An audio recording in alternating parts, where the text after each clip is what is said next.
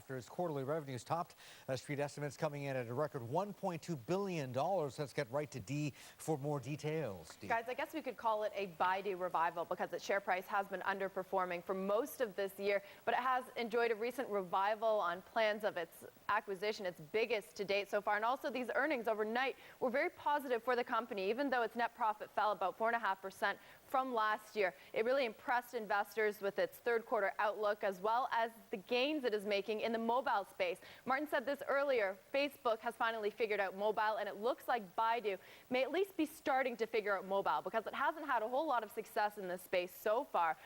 But in its profits, it showed that in the quarter just ended, mobile revenue accounted for more than 10% of the total. That is for the first time. It is also aggressively trying to expand in this space, having just announced a plan to buy 91 Wireless. That is a Chinese app store developer for some $1.9 billion. Guys, we know what Qihu 360 thinks of that acquisition. We do. But why don't we ask our analyst if he thought that was overpaid for? All right, let's bring her in then. Echo He joins a senior analyst at the Maxim Group live out of New York. Echo, good to see you and appreciate your time. Despite the pop in Baidu, you don't like the stock. Yes, I still have a sell rating on it, and it's mainly because it's still the fundamental reasons. I understand that it reported very good revenues for the second quarter also. Its third quarter guidance is way above, I would say 70% higher than the average estimates. So all that said, its margins continued year-over-year decline. And this, we can analyze some details. For example, let's see, number of advertisers increased very strongly. That's 33% year-over-year. But the seasonal rebound of revenue per advertisers is 11%. That actually is the lowest among maybe the past 5 years. So that means, first, Baidu is highly capable of penetrating the market, of recruiting more customers. And the second, it is increasingly more difficult for Baidu to penetrate the market while still increasing the price. Echo, you said that the fundamentals are the same, but the latest set of earnings shows us that it is starting to make some headway into mobile, and that is, a big fundamental. For the first time, it accounted for 10% of its revenue. We know it took Facebook a long time to break into mobile. Could you make the same argument for Baidu and say that it is at least making some headway?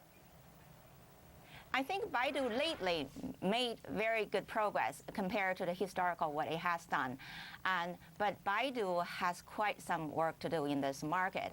And just use that 91 Wireless Baidu just recently acquired by $1.9 billion cash as an example.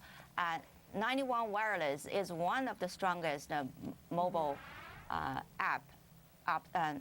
mobile app stores and operator in China, but there are several mobile app store operators are ahead of this company. And so by buying this company, Baidu is buying a mobile entry, but it does not mean Baidu will hold this mobile entry, maybe grow this mobile entry. And Echo, did Baidu pay too much for 91 Wireless? Qihu 360's chief seems to think so. What do you think? I think so. Just by my, I would say, rough estimate, because there are limited financial numbers out there for 91 Wireless.